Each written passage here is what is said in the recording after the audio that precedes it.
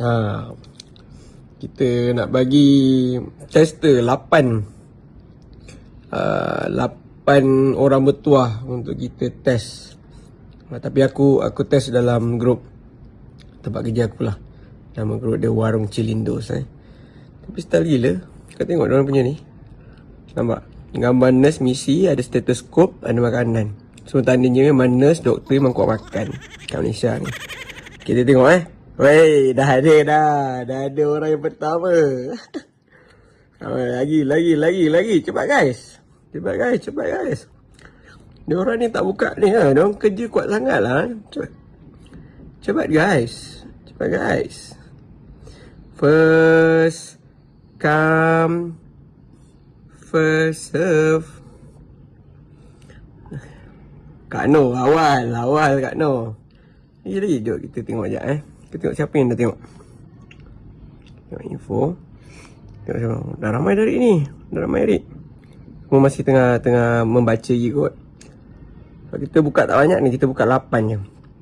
Siapa cepat dia dapat lah. Oh, ada timing. Oh, kena cancel? Masukkan nama je. Tak susah pun. Masuk nama je.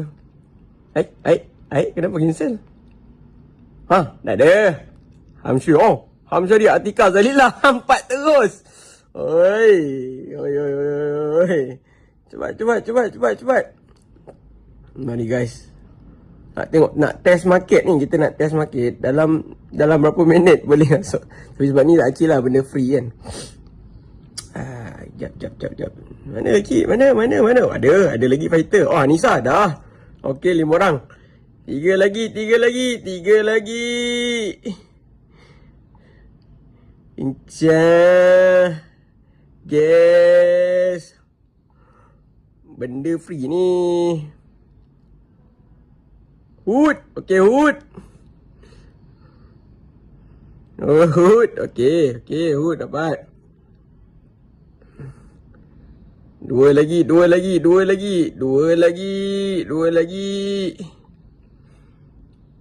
Mana guys?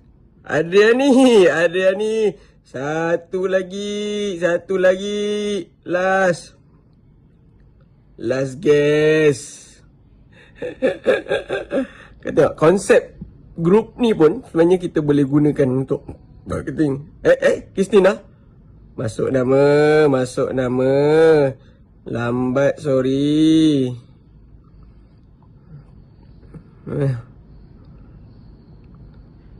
Last.